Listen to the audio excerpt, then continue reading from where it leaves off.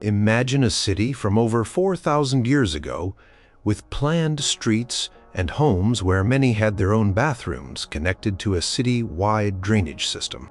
Picture a Stone Age village, even older, where people lived in houses with stone dressers and beds all linked by covered passageways. Or think about a massive jungle city whose engineers created a water management network so enormous it could be seen from space, controlling rivers and enabling multiple harvests a year, only for the whole civilization to fade away. These aren't settings for a fantasy novel. They were real places, built by people who then, along with their incredible creations, largely disappeared, leaving us to wonder. Number 11. Helike, the Greek city that vanished into the sea in one night. Way back in ancient Greece, there was a city called Helike. It wasn't just any city. It was a big deal in its region, Achaia, and even led an important group of 12 cities known as the Achaean League. Helike was prosperous, had its own mint to make coins, and was home to a famous sanctuary dedicated to Poseidon, the Greek god of the sea and earthquakes. People from all over came to worship there.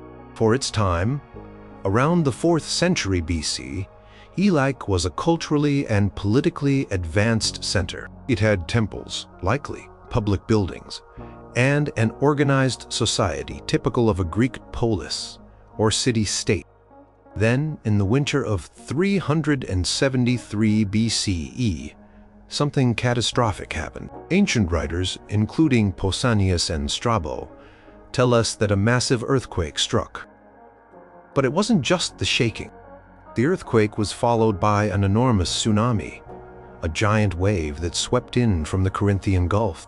The city of Helike, along with all its territory, its temples, and its people, was utterly destroyed and submerged beneath the waters of a newly formed lagoon. It happened so fast, in a single night, that rescue parties arriving later found nothing but the sea. For centuries, people could supposedly sail over the ruins and see the submerged statues of Poseidon. Its sudden and dramatic disappearance led some to believe it might have been one of the inspirations for Plato's story of Atlantis. For more than 2 millennia, Helike was lost, a legend spoken of in ancient texts. It wasn't until 2001 that archaeologists, after years of searching, finally located the ruins of the city, buried under layers of silt and earth, not far from the coast, confirming the ancient accounts of its watery end. Number 10. Skara Brae, a Stone Age village with fitted furniture. Picture this. It's over 5,000 years ago, long before the pyramids of Egypt were built. And on a remote island in Scotland, a community is living in surprising sophisticated homes. This was Skara Brae, located on the Bay of Scael in the Orkney Islands. This Neolithic village flourished between 3,180 BC and 2,500 BC. What's amazing about Skara Brae is not just its age, but how well preserved it is and the cleverness of its builders. The villagers lived in semi-subterranean houses, dug into the earth and built with stone. Inside these homes, they didn't just have empty spaces. They had stone-built furniture. Think stone dressers, stone seats, and even box beds built into the walls. Each house had a central stone hearth for warmth and cooking. But the ingenuity didn't stop there. These ancient people also had a form of indoor plumbing. A sophisticated drainage system ran beneath the village, with evidence suggesting some houses even had a primitive form of toilet that could be flushed into these drains. The houses themselves weren't isolated units. They were connected by low-covered stone passageways, protecting the inhabitants from the harsh Orkney weather. They used tools made from stone and bone, farmed the land, raised cattle and sheep, and fished from the sea. For centuries, Skara Brae was hidden from the world, buried beneath sand dunes. It was only in 1850 that a massive storm stripped away the earth and grass, revealing the remarkably intact village. Initially, it was believed that the same kind of storm had suddenly buried the village, forcing its inhabitants to flee. However, current understanding suggests a more gradual abandonment, possibly due to a changing climate making life harder and the slow encroachment of sand over many years. It offers an incredible glimpse into daily life thousands of years ago. Number 9. Çatalhöyük, the giant Neolithic town with rooftop entrances. Let's travel even further back to what is now modern-day Turkey, around 9,000 years ago. Here, between roughly 7,500 BC and 6,400 BCE, thrived one of the earliest large-scale, settled agricultural communities we know of, Çatalhöyük. This wasn't just a handful of huts. It was a massive, sprawling settlement of mud brick houses, packed incredibly tightly together, like a honeycomb. What's really unusual is that Çatalhöyük had no streets or alleyways in the way we think of them. Instead, people entered their homes through openings in the roofs, climbing down ladders. The rooftops essentially formed the public thoroughfares of the town. Imagine a whole city where everyone walked on the roofs to get around. Inside these homes, archaeologists found amazing things. The inhabitants decorated their walls with elaborate murals depicting hunting scenes, geometric patterns, and even what might be the world's first landscape painting, a depiction of the town with a nearby volcano erupting. They also created small clay and stone figurines of humans and animals. People of Çatalhöyük were skilled farmers, cultivating crops like wheat and barley, and they domesticated animals. They were also traders with evidence of obsidian tools, a volcanic glass, being worked and possibly exchanged over long distances. Another unique aspect was their burial customs. They buried their dead beneath the floors of their houses, sometimes removing the heads from skeletons to be used in other rituals before burial. Çatalhöyük wasn't destroyed by war or disaster. It seems to have been gradually abandoned over a period of centuries. The exact reasons aren't crystal clear, but it could have been a combination of factors like environmental changes making farming more difficult, depletion of local resources, or perhaps social shifts within the community itself, as new settlements emerged. Number 8. Caral-Supe, America's oldest city with giant pyramids and musical traditions. Now let's hop over to South America, to the Supe Valley of Peru. Here, at the same time, the Egyptians were building their early pyramids. Another incredible civilization was flourishing. This was the Norte Chico civilization, and its most famous and largest site is the sacred city of Caral-Supe. This ancient city thrived between roughly 2600 BCE and 2000 BCE, making it one of the oldest urban centers in the Americas.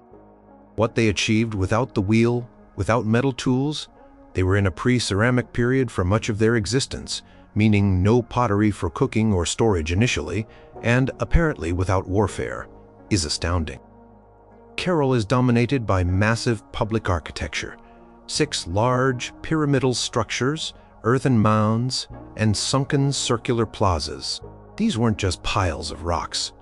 They were carefully constructed with stone walls and filled with rubble, indicating sophisticated planning and a large organized workforce. To support this population in a dry coastal region, the people of Caral developed complex irrigation systems, channeling water from the Supe River to their agricultural fields, where they grew crops like squash, beans, and cotton. Cotton was particularly important, not just for textiles but also for making fishing nets, as they traded with coastal communities. One of the fascinating finds at Caral are quipus, knotted strings used by later Andean civilizations like the Inca for record-keeping. Finding them at Caral suggests this system is much older than previously thought. They also found numerous musical instruments, particularly flutes made from condor and pelican bones, suggesting music played an important role in their ceremonial life. Caral was eventually abandoned. Evidence, including studies of mollusk shells, points to significant climate change around 2000 BC. This likely involved prolonged periods of drought and possibly more frequent El Niño, events which would have severely impacted their agriculture and fishing, leading to the city's gradual depopulation. Number 7. Great Zimbabwe, the stone metropolis of southern Africa. Deep in southern Africa, in the country now named after it, lies the impressive ruined city of Great Zimbabwe. This was the capital of a powerful kingdom that flourished between the 11th and 15th centuries CE. The name Zimbabwe itself means great stone houses in the Shona language, and it's easy to see why. The city is famous for its massive stone enclosures, built with incredible skill entirely without mortar. The builders carefully shaped granite blocks and fitted them together to create towering walls, some reaching up to 11 meters, 36 feet high, and 6 meters, 20 feet, thick at the base. The most iconic structures are the hill complex, perched on a rocky outcrop, the valley ruins, and the great enclosure, which features a mysterious conical tower. People of Great Zimbabwe were master builders and also sat at the center of an extensive trade network. Archaeologists have found artifacts from as far away as China, porcelain, Persia, ceramics, and the Swahili coast, glass beads, indicating their connection to intercontinental trade routes. Gold mined locally was a major export, along with ivory. This trade brought considerable wealth and power to the rulers of Great Zimbabwe. The society was clearly hierarchical, with the elite likely living within the grander stone enclosures. For many years, colonial narratives tried to deny that indigenous Africans could have built such a complex city, proposing various foreign origins. However, archaeology has definitively confirmed that Great Zimbabwe was built by the ancestors of the local Shona people. The city began to decline in the mid-15th century and was eventually abandoned. The reasons for this are still debated by historians and archaeologists, but likely include a combination of factors: a decline in regional trade as new routes opened up, the exhaustion of local gold mines, political instability and fragmentation of the kingdom, and possibly environmental pressures such as resource depletion or climate change, leading to water shortages and famine in the region. Number 6. Cahokia, North America's ancient megacity of mounds and sun calendars. On the fertile floodplains of the Mississippi River, near modern-day St. Louis, Missouri, rose a city that was for its time a true metropolis. This was Cahokia, the largest and most influential urban settlement of the Mississippian culture, which peaked between about 1050 and 1200 CE. At its height, Cahokia may have had a population of 10,000 to 20,000 people, with even more in the surrounding areas, a population size not surpassed by any city in the present-day United States in the late 18th century. The city was characterized by its huge earthen mounds, over 120 of them, built by hand with basketfuls of earth. The largest of these monks' mound is a 4-terraced platform mound that covers 14 acres and rises 100 feet high, making its base larger than that of the Great Pyramid of Giza. It was topped by a massive wooden building, likely the residence of the paramount chief or a ceremonial structure. Cahokia was a planned city with a central plaza covering nearly 50 acres, surrounded by major mounds. Archaeologists have also discovered evidence of Woodhenge's large circular arrangements of timber posts that were likely used as astronomical observatories to track solstices, equinoxes, and other celestial events, crucial for their agricultural calendar. Cahokians were skilled farmers, growing maize, squash, and other crops. They were also part of an extensive trade network that stretched across much of North America, evidenced by finds of copper from the Great Lakes, mica from the Appalachians, and seashells from the Gulf Coast. They even had workshops for producing highly crafted goods. But this bustling city did not last. After 1200 CE, Cahokia began to decline, and by 1350 CE, it was largely abandoned. The exact causes for its demise remain uncertain and are much debated. Possibilities include environmental degradation such as deforestation and localized flooding caused by altering the landscape, exhaustion of resources, social or political unrest leading to internal conflict, and perhaps the impact of diseases. Number 5. Knossos, the Minoan Palace, with labyrinthine layouts and ancient plumbing. On the island of Crete, in the Aegean Sea, the Minoan civilization flourished, reaching its peak between about 1700 and 1450 BC. At the heart of this vibrant Bronze Age culture was Knossos, famous for its magnificent palace complex. This wasn't just a royal residence. It was a sprawling, administrative, religious, and economic center covering several acres. The Palace of Knossos is renowned for its labyrinthine layout, with hundreds of rooms, corridors, courtyards, and staircases connecting multiple stories. This complex design is thought to be the origin of the Greek myth of King Minos, the labyrinth, and the Minotaur. What's truly remarkable about Knossos is the level of technological sophistication. The Minoans engineered light wells to illuminate interior rooms, and they had advanced water management systems. These included terracotta pipes for supplying fresh water and sophisticated drainage systems for wettoon and runoff. Some areas of the palace even appear to have had facilities resembling flushing toilets, with wooden seats over channels that could be sluiced with water. The walls of the palace were adorned with vibrant frescoes, depicting scenes of Minoan life, nature, and ceremonies, including the famous bull-leaping rituals. The Minoans developed their own script, known as Linean A, which remains largely undeciphered. They were skilled artisans, producing exquisite pottery, jewelry, and metalwork. Their wealth was built on maritime trade, and their navy likely dominated the eastern Mediterranean. The first major destruction of Knossos occurred around 1450 BCE. Cause is debated. It could have been the cataclysmic eruption of the Thera volcano on nearby Santorini, though the timing is debated, a series of powerful earthquakes, or an invasion by Mycenaeans from mainland Greece. Palace was partially rebuilt and occupied by Mycenaeans, who adapted the Minoan script into Linean B, which has been deciphered and is an early form of Greek.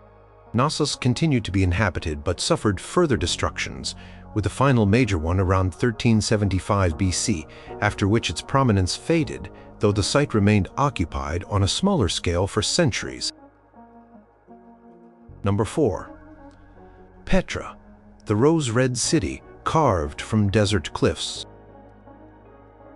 Hidden away in the rugged desert canyons of southern Jordan lies the breathtaking ancient city of Petra. Known as the Rose-Red City for the stunning color of the sandstone cliffs from which it is carved. Petra was the capital of the Nabatean kingdom. The Nabateans were Arab traders who controlled lucrative incense and spice routes that passed through the region, allowing them to flourish from around the 1st century BC to the 1st century CE. Their most famous achievement is their incredible rock-cut architecture. Instead of building freestanding structures, the Nabateans carved monumental tombs, temples, and public buildings directly into the sheer rock faces. The most iconic of these are Al-Khazne, the treasury, with its intricate Hellenistic facade, and Abdir, the monastery, perched high on a mountaintop.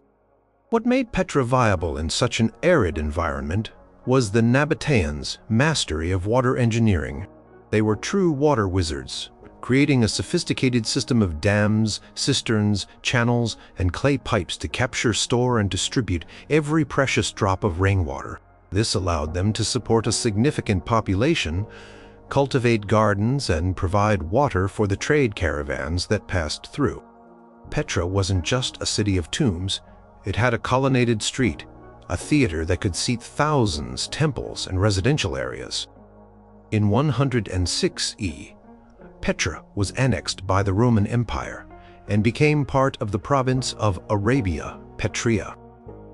It continued to prosper for a time under Roman rule, but its importance gradually declined as trade routes shifted further north and to sea routes. A devastating earthquake in 363 CE caused significant damage to the city and its vital water systems, hastening its decline. By the 7th century CE, with the rise of Islam and further shifts in trade, Petra was largely abandoned and became a lost city to the Western world, known only to local Bedouin tribes.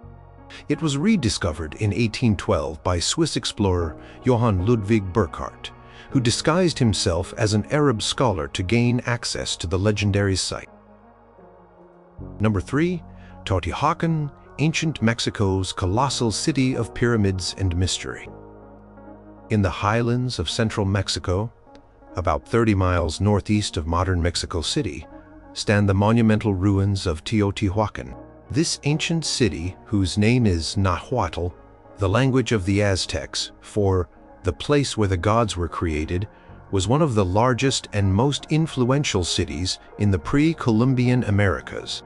It flourished between approximately 100 BC and 550 CE, long before the Aztecs, who found it in ruins and revered it as a sacred, mythical place.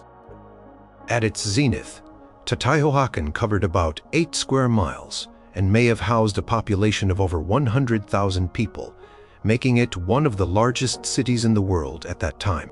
The city is laid out on a grid plan dominated by the wide Avenue of the Dead, which runs for over 1.5 miles.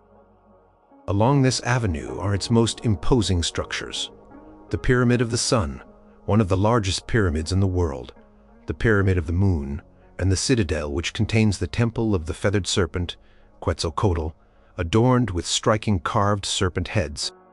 Teotihuacan was a multi-ethnic city with distinct compounds or apartment-like residential complexes that housed people from different regions of Mesoamerica, as evidenced by varying pottery styles and burial practices. These compounds often had richly decorated interiors with vibrant murals depicting deities, animals, and ceremonial scenes. The city was a major center for the production and trade of obsidian tools, controlling important obsidian sources. Despite its size and complexity, much about Teotihuacan remains a mystery. We don't know the original name of the city, the language its inhabitants spoke, or the exact form of their government. Unlike many other Mesoamerican cultures like the Maya, Teotihuacan has no known system of royal inscriptions or dynastic histories carved in stone. Around 550 CE, a major catastrophe struck. Key ceremonial buildings along the Avenue of the Dead and around the major pyramids were deliberately burned and looted. This destruction seems to have been selective and possibly the result of an internal uprising, civil strife, or factional conflict rather than an outside invasion. After this event, the population declined sharply, and though parts of the city remained occupied, its power waned. By around 750 CE, Teotihuacan was largely abandoned, its grand structures slowly being reclaimed by nature until the Aztecs marveled at its scale centuries later. Number 2. Angkor Yasotarapura, the Khmer Empire's sprawling hydraulic metropolis. In the jungles of Cambodia lie the magnificent remains of Angkor, the capital city of the Khmer Empire, which dominated Southeast Asia from the 9th to the 15th centuries CE. While Angkor Wat is its most famous temple and the world's largest religious monument, it was just one part of a vast urban complex that included other incredible temple mountains like Bayon, with its serene smiling faces, and top Rome, famously entangled by giant tree roots. The original city, known as Yazodarapura, and its successors were centered around an extraordinary feat of technological prowess, a massive and intricate hydraulic system. The Khmer engineers were masters of water management. They constructed a complex network of canals, dikes, and enormous reservoirs called bares. The West Brae, for example, is 8 kilometers long and 2.2 kilometers wide. This water system served multiple purposes. Controlled the annual monsoon floods of the rivers, stored vast quantities of water for the dry season, and irrigated extensive rice paddies, allowing for multiple harvests per year, which supported a large population. Some estimates suggest up to 1 million people in the greater Angkor region. Canals also served as transportation routes throughout the sprawling urban area. Temples themselves were not just places of worship. They were microcosms of the Hindu-Buddhist universe, aligned with astronomical phenomena, and served as political and administrative centers. The walls of these temples are covered in thousands of square meters of intricate bas-relief carvings, depicting historical events, scenes from Hindu epics like the Ramayana and Mahabharata, and everyday life in the Khmer Empire. The decline of Angkor was a gradual process, spanning from the 13th to the 15th centuries. Several factors likely contributed.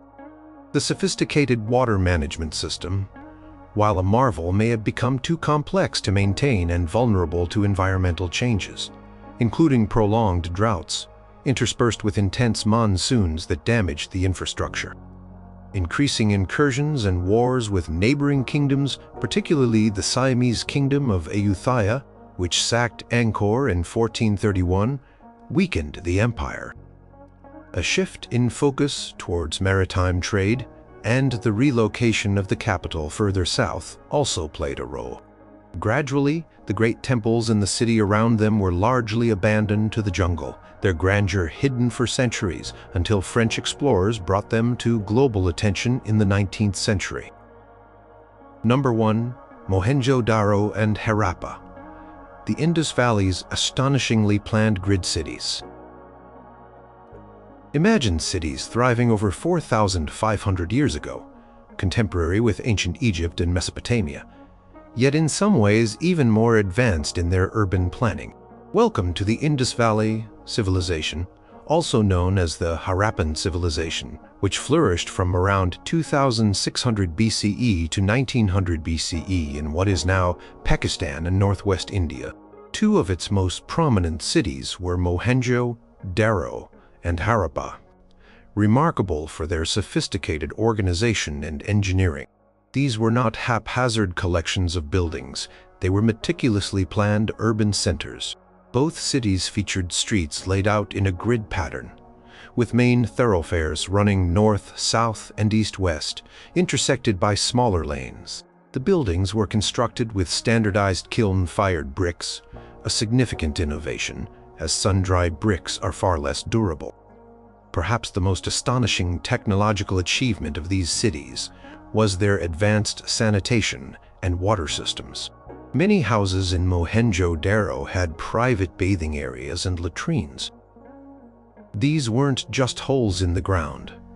Wash from these facilities was directed into covered drains that ran along the main streets, part of a complex city-wide drainage network. This level of civic hygiene was unparalleled in the ancient world at that time. Mohenjo-Daro also featured a great bath, a large, public, watertight brick pool, possibly used for ritual purification. Both cities had large granaries for storing surplus food, and sites like Lothal, another Indus city, had a structure identified as a dockyard, suggesting maritime trade. The Indus people developed a system of standardized weights and measures, indicating a well-organized economy. They also had a unique script found on seals and pottery, which remains undeciphered to this day, holding back many secrets of their society. The decline of the Indus Valley civilization was a gradual process that began around 1900 BCE. There's no single agreed-upon cause for the abandonment of these great cities. Current theories point to a combination of factors: significant climate change, including shifts in monsoon patterns, and the drying up of the Gagar-Hakra river system, often identified with the ancient Sarasvati River, could have crippled agriculture. Tectonic activity may have altered river courses and caused extensive flooding. There is less evidence for a large-scale invasion being the primary cause of the civilization's collapse, though localized conflicts may have occurred during its decline. Over centuries, these once bustling metropolises were deserted, their advanced technologies and orderly streets buried under layers of earth, waiting to be rediscovered in the early 20th century.